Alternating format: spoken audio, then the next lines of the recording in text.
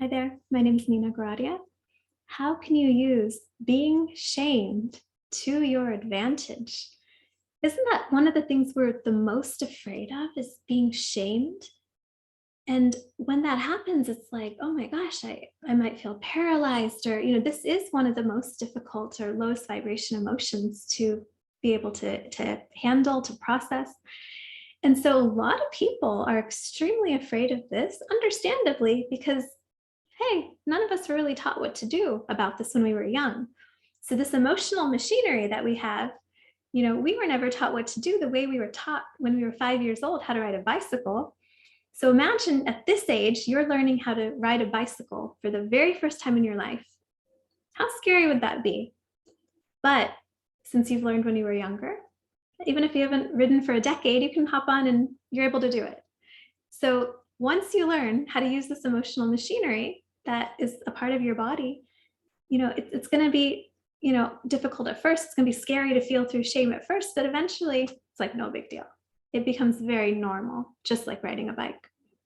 So how can we use that to our advantage? Because we can't control if somebody's going to try to shame us, right? Things happen. We can't control what other people do. So what you do is when you're alone or with a friend or with someone safe that you can process this with, you want to remove yourself from that situation when you're ready, and then be with that shame, welcome it. The problem with being shamed is the resistance of it, right? I'm not advocating for anyone shaming anyone. I think it's awful. I'm not advocating for bullying, any of these, but it's a fact of life that this happens. So what do you do once it's happened, if it's happened? You sit with it, you feel it through.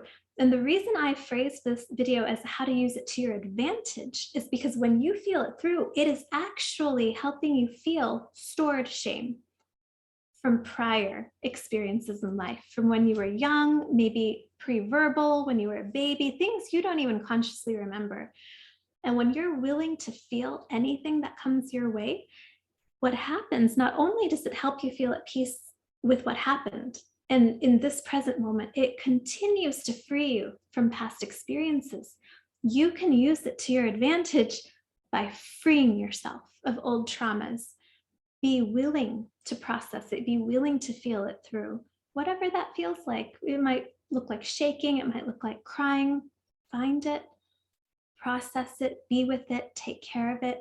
I have videos about how to do that. I'll link up here.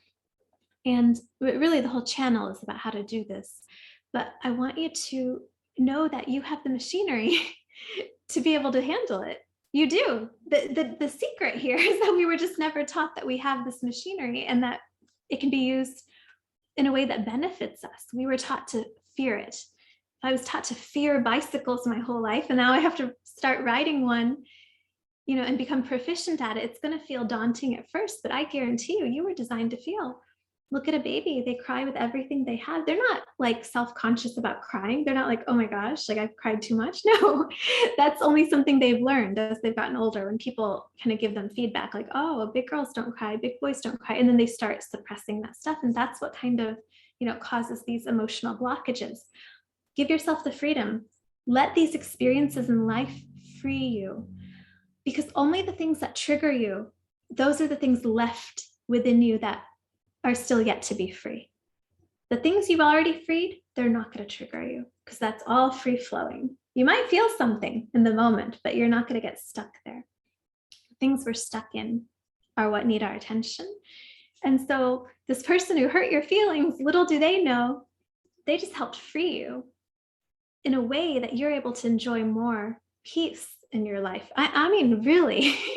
So if you can start framing life events in a way that they're here to free me, it's so much more beneficial than thinking the opposite, because the opposite isn't true. I know it feels that way. We've all been conditioned from when we were very young that, oh, it's bad to feel this.